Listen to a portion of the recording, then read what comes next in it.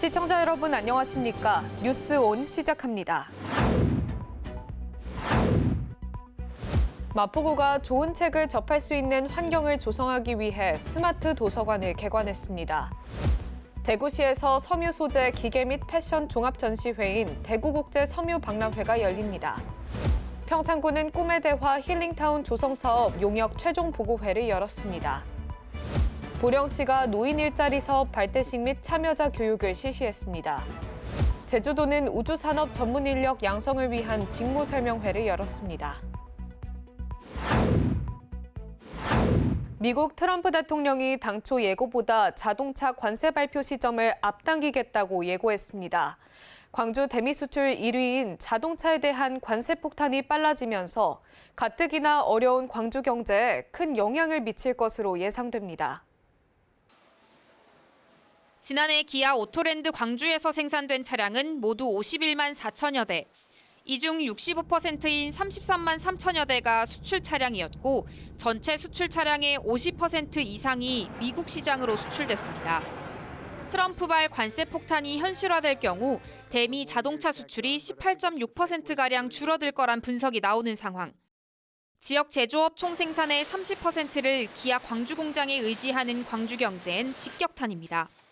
실제로 지난해 광주의 대미 수출액 51억 4천만 달러 중 75%가 자동차 수출액이었습니다. 더 큰 문제는 기아차에 절대적으로 의지하는 200여 개의 지역 협력업체들입니다. 완성차 생산량이 줄면 부품 수요도 줄어들 수밖에 없습니다. 거의 99%가 기아차에 납품하면 기아차가 이 완제품을 미국에 수출하죠.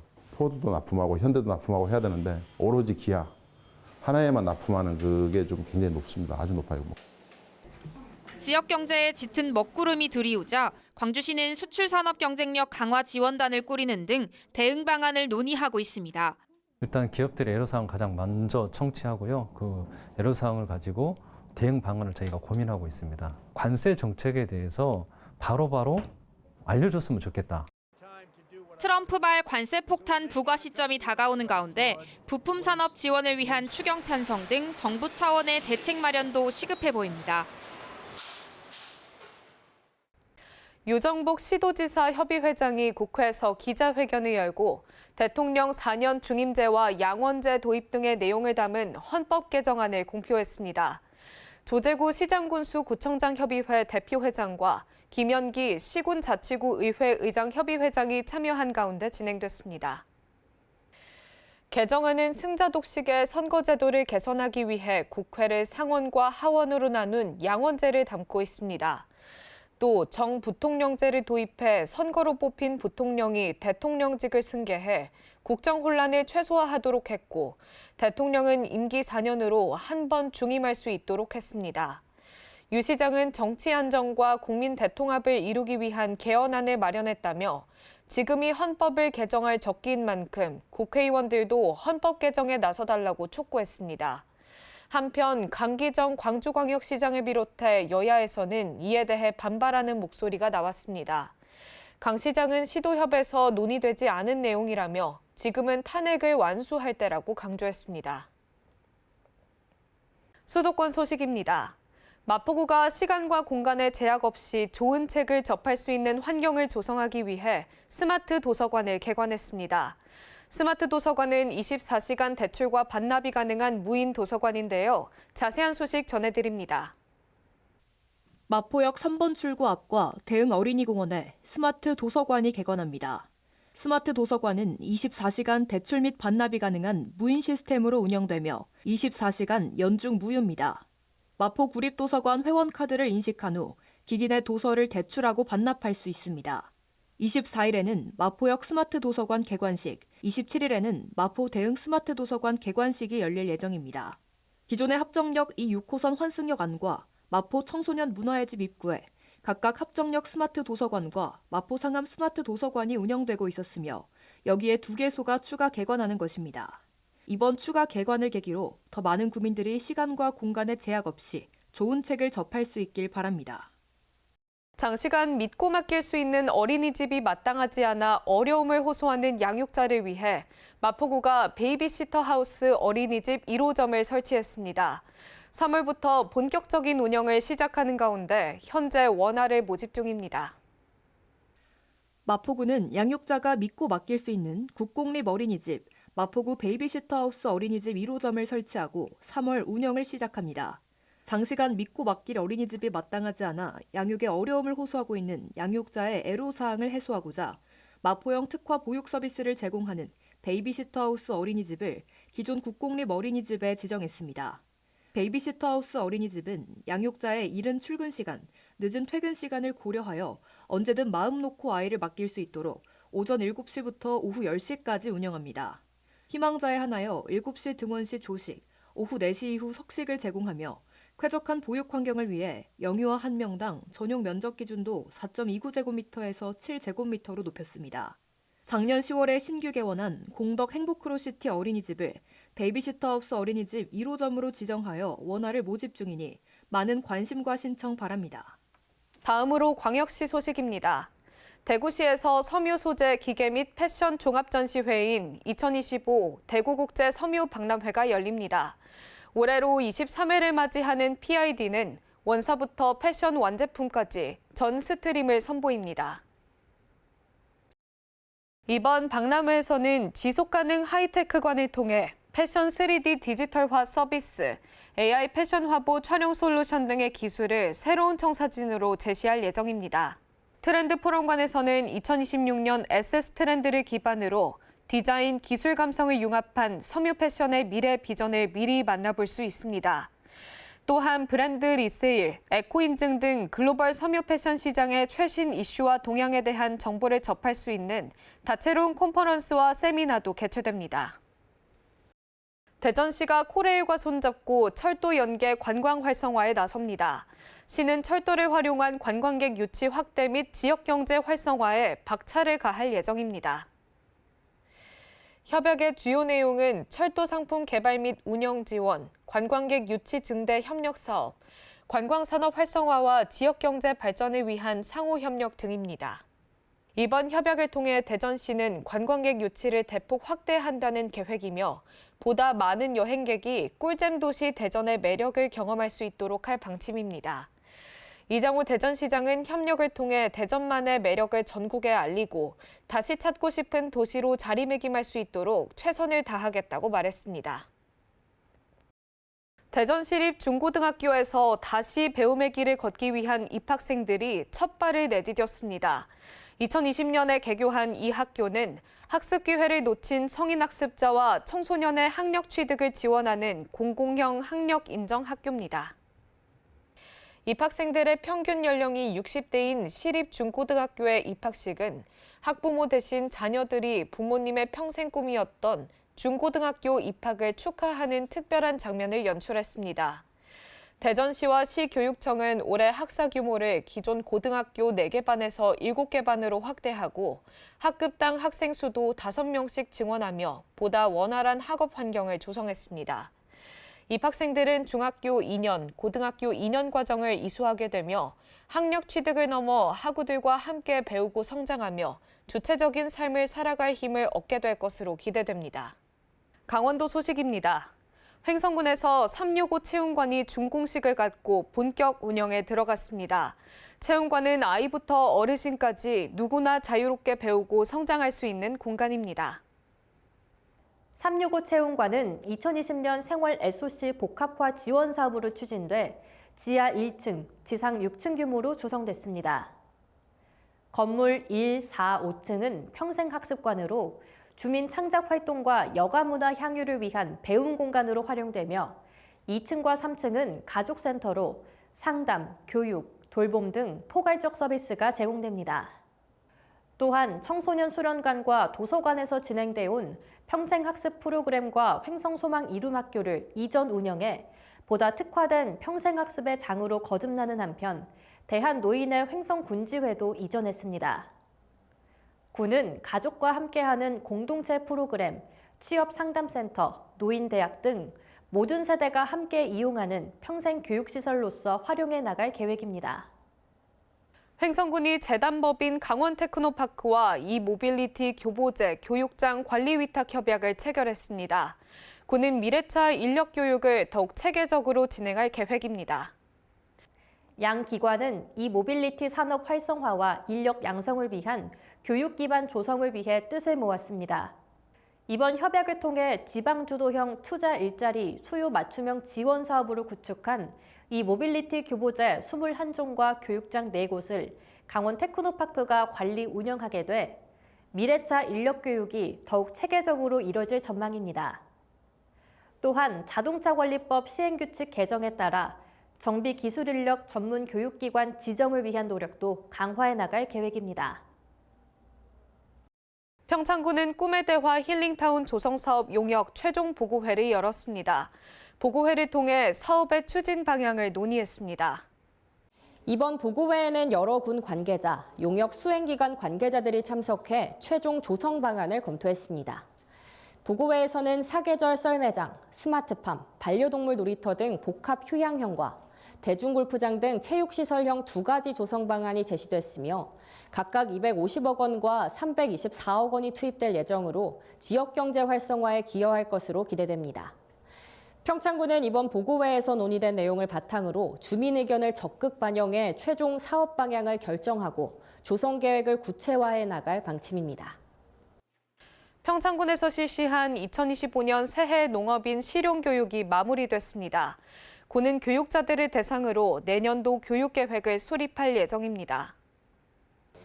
이번 교육은 주요 농정시책 홍보와 이상기후 등 급변하는 환경 변화에 대응하기 위한 새로운 농업 기술을 제공해 과학적이고 안정적인 새해 영농계획 수립을 돕기 위해 마련됐습니다. 교육은 지난 1월 6일부터 2월 7일까지 총 20회에 걸쳐 진행됐으며 2,221명의 농업인이 참석했습니다. 군은 올해 교육을 수강한 농업인을 대상으로 실시한 교육 만족도 설문조사를 바탕으로 내년도 교육계획을 수립할 방침입니다. 충청도 소식입니다. 제천국제 한방천연물 산업엑스포 조직위원회가 충청북도 교육청과 엑스포 성공 개최를 위한 업무 협약을 체결했습니다. 앞으로 조직위와 충청북도 교육청은 엑스포 학생 관람 및 홍보 협조, 학생 단체 관람에 따른 정보 제공 및 관람 편의 제공, 기타 양기관의 발전과 상호 협력을 위해 필요한 사항 등을 함께해 나갈 예정입니다. 이번 협약으로 충청북도 교육청은 엑스포 기간 동안 약 16만 명의 도내 초중 고등학교 학생들이 행사장에 다녀갈 수 있도록 적극 협조할 예정이며 조직위원회는 학생들이 불편함 없이 관람할 수 있도록 관람 편의를 제공해 유익한 시간을 보낼 수 있도록 지원하게 됩니다. 충청북도는 올해 일자리, 주거, 교육, 복지, 참여 등 5개 분야에 대해 99개 청년 정책을 추진합니다. 우선 청년들의 일하는 기쁨과 일할 권리를 보장하기 위해 9만 개의 청년 일자리 창출을 지원합니다. 청년 근로자의 근속과 출퇴근을 돕는 지원 사업을 추진하며 청년 창업 지원도 강화합니다. 아울러 농촌 지역의 일자리 창출을 지원합니다. 안정적인 지역 정착을 위해 청년 및 신혼부부 보금자리 신규 조성 등 청년들의 농촌 유익과 주거 환경 개선을 도모합니다. 추가로 청년들의 주거비 부담 경감을 위한 사업도 지속 추진합니다. 지역 정주형 인재 양성, 지산 학연 협력 생태계 구축, 평생교육 체계 확대, 지역 현안 해결 등 지역 혁신 중심 대학 지원 체계의 4대 프로젝트 추진을 통해 청년들에게 인재 양성, 취창업, 지역 정주로 이어질 수 있는 발판을 제공합니다. 청년들의 교육비 부담 완화를 위한 지원 제도도 추진합니다. 이와 함께 청년의 든든한 복지 기반을 조성하기 위해 결혼, 임신, 출산 등 복지 제도를 마련합니다. 나아가 청년의 정책 참여를 촉진하기 위해 지역 청년이 소통 및 교류할 수 있는 공간을 신설하고 청년 소셜링 프로그램을 운영합니다. 충청북도가 농산업의 발전을 선도하는 숨은 고수 10명과 함께 간담회를 진행했습니다. 도는 앞으로도 더 많은 고수를 참여시켜 경험 및 비법 등을 전파할 예정입니다. 두 번째로 열린 이번 간담회에서는 소득이 보장되는 농촌 만들기와 청년 농업인 육성 방안 등에 대해 논의했습니다. 도는 지난해 8월 시군에서 연소득이 1억 원 이상이면서 독자적인 영농 기술을 보유하고 지역사회에서 인정받는 농업인 82명을 추천받았습니다. 그중 26명이 강의와 교육, 농산업 정책회의 등에 참여했습니다. 앞으로 도는 시군과 협력해 회의와 위원회, 교육 등에 더 많은 고수를 참여시켜 영농 경험과 고소득 창출 비법 등을 전파할 계획입니다. 보령시가 노인 일자리 사업 발대식 및 참여자 교육을 실시했습니다. 행사는 노인 일자리 및 사회활동 지원 사업 참여자 650여 명이 참석한 가운데 진행됐습니다. 발대식은 내빈 축사, 일자리 사업 소개, 선서문 낭독 등의 순으로 진행됐으며 안전교육 등 필수 교육도 함께 이뤄졌습니다. 보령 노인종합복지관은 총 650명의 어르신에게 양질의 다양한 일자리를 제공할 계획입니다. 김동일 시장은 어르신들이 사회적 보람을 느끼며 건강한 노년을 보낼 수 있도록 일자리 발굴을 위해 노력하겠다고 전했습니다. 보령시는 보령종합체육관에서 2025 회장기 전국유도대회 및 만세보령배 전국생활체육 유도대회 개회식을 갖습니다. 이후로는 3월 14일까지 7일간 대회가 진행됩니다. 이번 대회는 보령시 체육회가 주최하고 보령시 유도협회가 주관하며 개인전 및 단체전, 국가대표 선발전 등 다체급 경기가 치러집니다. 이번 대회는 유치부부터 일반부까지 다양하게 참여해 전국 유도 동호인들이 갈고 닦은 실력을 겨루게 됩니다. 김동일 시장은 이번 전국 유도 대회는 국내 최대 규모의 행사인 만큼 안전한 환경 속에서 기량을 뽐낼 수 있도록 지원을 아끼지 않겠다고 말했습니다. 계속해서 경상도 소식입니다. 경상북도는 경주에서 제2회 경상북도 라이즈 위원회를 개최했습니다. 위원회에서는 예비평가와 본평가를 거쳐 101건의 공모과제가 최종 선정된 바 있습니다. 위원회는 대학 지원 체계를 이끌어가는 최고의사 결정기구로 고등교육 정책 결정을 심의 승인하는 중요한 임무를 수행합니다. 이날 위원회에서는 새로운 경상북도 라이즈 센터장 채용안을 보고하고 KUCT, 로컬 이슈 해결 등 정책 연계형 사업에 관한 내용도 함께 검토됐습니다. 이철우 경북도지사는 라이즈는 지역대학을 키우고 인재를 양성하는 고등교육 플랫폼이라며 지역 정주형 인재 양성에 집중하겠다고 밝혔습니다. 광주 전남 소식입니다. 남북 문화예술 교류를 위해 만들어진 서울예술단이 아시아예술단으로 이름을 바꾸고 광주의 국립아시아문화전당으로 이전할 예정입니다. 국립예술단체가 지역으로 완전 이전하는 건 이번이 처음으로 아시아문화전당 활성화에도 큰 도움이 될 것으로 기대됩니다. 지난 1986년 평양 공연을 기점으로 설립된 서울예술단. 이후 1991년 서울예술의 전당으로 사무실을 이전한 뒤 매해 수십 차례 공연을 펼치고 있습니다. 남북 평화의 상징처럼 여겨지는 서울예술단이 광주 국립아시아문화전당으로 이전합니다. 이름도 가칭 국립아시아예술단으로 바꾸고 광주 아시아문화전당에 상주하며 공연을 펼칠 예정입니다. 문체부 소속 국립예술단체는 8곳으로 모두 서울에 근거지를 두고 있습니다. 국립예술단체가 이처럼 지역으로 이전하는 것은 이번이 처음입니다. 침체돼 있는 국립아시아문화전당 활성화에도 크게 기여할 것으로 기대됩니다. 수도권과 지역의 이 국립예술단체 활동의 불균형을 해소함으로써 지역민들에게 문화예술 향유 기회가 훨씬 더 폭넓게 형성될 것으로 기대합니다. 문체부는 다른 국립예술단체의 경우 분원을 지역에 새로 설립하는 안도 추진하고 있습니다. 국립예술단체의 공연 90%가 서울에서 열리고 있는 상황에서 이번 서울예술단의 광주 이전이 아시아문화전당 활성화는 물론 지역 예술문화 전반에 훈풍을 불러올 것으로 전망됩니다. 전남대의대와 조선대의대가 2025학년도 새 학기를 시작했습니다. 하지만 강의실은 텅 비었고 학생들의 복귀는 여전히 요원한 상황입니다. 정부도 마땅한 대안을 내놓지 못하면서 대학과 학생들은 갈피를 잡지 못하고 있습니다. 새 학기를 맞은 대학 캠퍼스. 하지만 의과대학 강의실은 여전히 텅 비어 있습니다. 예정된 강의에 수강 신청 인원이 2명에 불과해 수업이 미뤄진 겁니다. 의정 갈등이 2년째 이어지는 가운데 복학한 의대생은 전남대 30여 명, 조선대 20여 명 수준으로 알려졌습니다. 복학생이 적어 조선대는 일부 강의를 휴강하거나 온라인 강의로 대체하는 등 지난해처럼 임시 방편만 되풀이하고 있습니다. 신입생들의 수업 참여도 미지수입니다. 전남대와 조선대 신입생 모두 등록은 마쳤지만 선배들의 입김으로 수업 거부가 이어질 가능성도 있습니다. 최근 조선대에는 의대생 비대위가 신입생들에게 투쟁 참여 설문을 기명으로 진행하려 한다는 민원이 접수되기도 했습니다.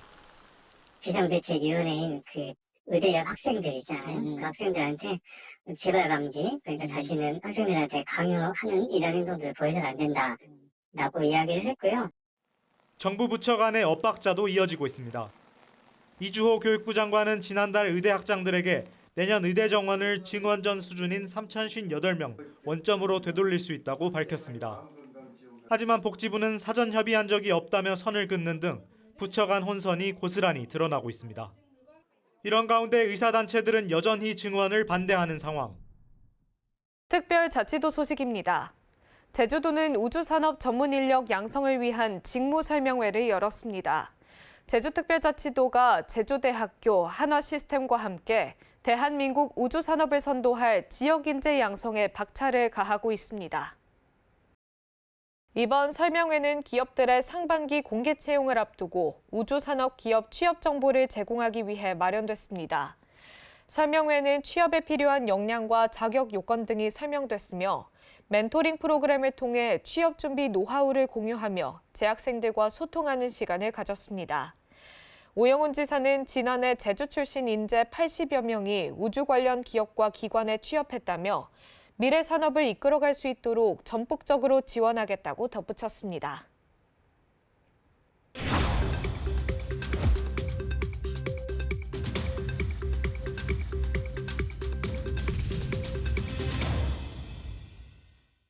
한 주간의 행사 소식을 전해드리는 클릭 행사 톡톡 시간입니다. 논산 딸기 축제가 충남 논산에서 열립니다. 논산은 대한민국 청정딸기 산업특구로 지정돼 세계 최고로 인정받고 있는 논산 딸기 지역으로 유명한데요. 이번 축제는 3월 27일부터 30일까지 열립니다. 올해 축제에서는 성심당이 참여하는 딸기 산업 교류 협력존, 딸기 뷔페 등 다양한 프로그램을 선보일 예정입니다. 또한 국방산업도시 논산의 특색을 살린 헬기 탑승 체험 기회도 마련돼 있다고 합니다. 논산에서 즐거운 시간 보내시길 바랍니다.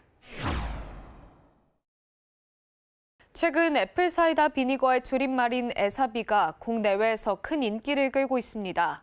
에사비가 식후 혈당을 낮추는 데 도움이 된다는 사실이 알려졌기 때문인데요. 하지만 전문가들은 에사비를 마실 때 주의해야 할 점이 있다고 전했습니다. 에사비는 산도가 높은 편이라서 물과 에사비를 5대1 비율로 희석해 마셔야 한다고 합니다.